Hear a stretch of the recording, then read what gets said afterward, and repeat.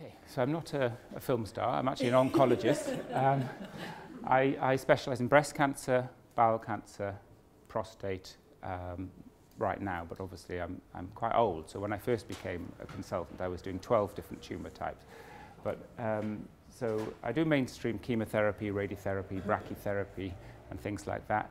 But actually more recently I've developed an interest in developing trials to prove that self-help strategies after cancer are effective and worthwhile for patients and worthwhile for the government to fund and put some money into. So I'd like to share some of that information with you tonight. So first of all, you may be familiar with this slide. This is from the CR UK, which shows that the chance of surviving cancer is actually improving. So that's a good news story. When I first became a consultant, the chance of surviving breast cancer was about 50%. Now it's about 84%. But not only that, people are living with cancer for longer. So for example, if you have metastatic prostate cancer, you'll be given hormones, chemotherapy, abiraterone. So you'll be living with treatments for a much longer period of time. So what that means is there's more people around who actually are living with the consequences of quite nasty treatments.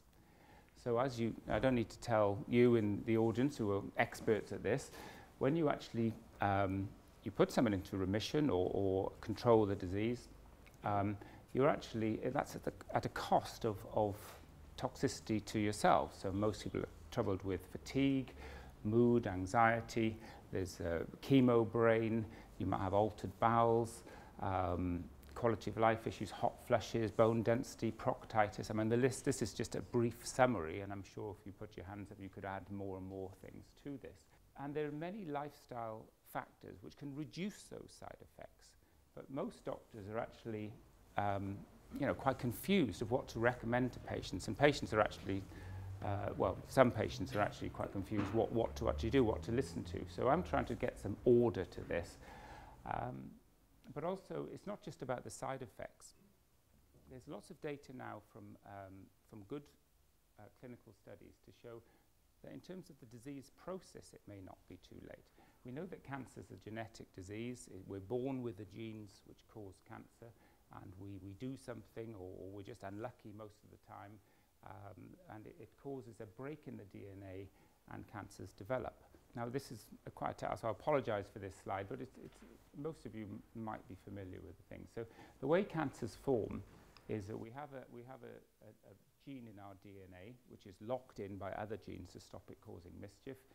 And when cells proliferate faster, maybe a breast cell is exposed to sort of lots of xenoestrogens in the environment, such as plastic bottles and things, it causes the cancer cells to grow too fast, and the genes mutate and the cancer cells form.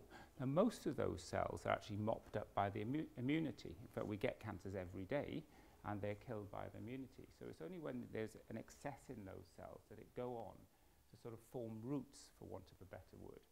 So for that cancer cell to go off and actually cause a lot of harm to the individual, it needs to grow faster. It needs to bring in new blood vessels to the site of its origin so it can feed itself. It needs to lose its stickiness to the site of origin and invade other organs and metastasize. Now that, it's obviously too late when that's happened. We can't change that.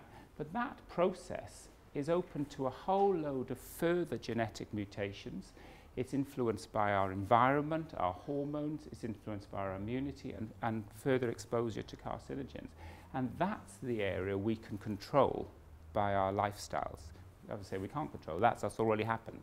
And that's not just my idea. This is a very old idea. In fact, this is Stephen Padgett, one of the forefathers of medicine 2 centuries ago, said, look, although researchers are looking at ways to poison cancer cells, which of course we all are, but actually take a step back. What you should be looking at is the soil. Like every good gardener knows, you can have good seeds, but if you have bad soil, that plant's not going to grow. But we want the other way around, don't we? We want the cancer not to grow, so we need to change our soil so it makes it infertile ground for cancer cells. And that's exactly what he said in the Lancet in 1896. I was very pleased to see that in the European Journal of Cancer, in their summary of 50 years of achievement of oncology, they said exactly the same thing. They said we should be concentrating more on why some organs allow cancer to grow, and some individuals, the cancer grows in them and not in others, and they may have done exactly the same thing. So, in other words, there's a lot of things in our lifestyle which could influence not only our side effects, but maybe the progression of tumour. But as I said, there's not a lot of sort of, I mean, the Maggie Centre is an exception, but in mainstream oncology, there's a lot of confusion what to do. And this document was brought out effectively by the collaboration between Department of Health, NHS Improvement and Macmillan, and I work for Macmillan. I lead their expert advisory committee on exercise, and I was asked to lead the evidence review for this document. So it tries to put some order into, you know, what we shouldn't do, but also it created guidelines for oncologists which are beginning to come through.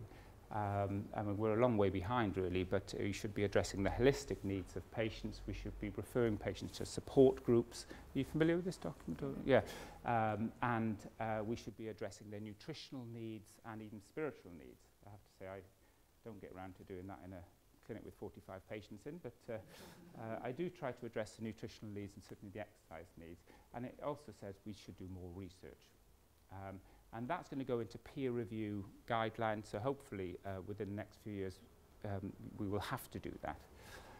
So certainly in our research unit, although we do mainstream chemo and radiotherapy trials, which are required, I'm actually more interested, as I said before, in actual lifestyle studies. So we've changed the emphasis to lifestyle studies. So one of the things we've did is an evidence review on exercise, and we're setting up a randomized trial now looking at exercise after cancer.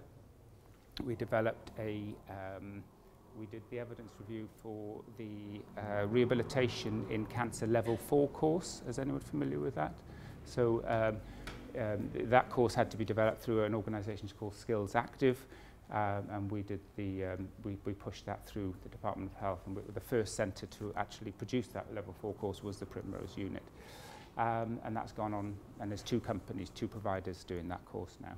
We're just starting a trial looking at an antidote to oncolysis after Taxotere. I think that's a pretty extreme example. Has anyone had Taxotere in the room? With the nails pretty bad? Yeah. Well, I mean, it's you not that bad. I think we like the whole thing. You always get the worst one or the best one, don't you? But nevertheless, it's a toxicity which people find very uncomfortable. It's very rarely addressed. So, and we're developing a cream for that. We're now looking at nutrition and certain supplements.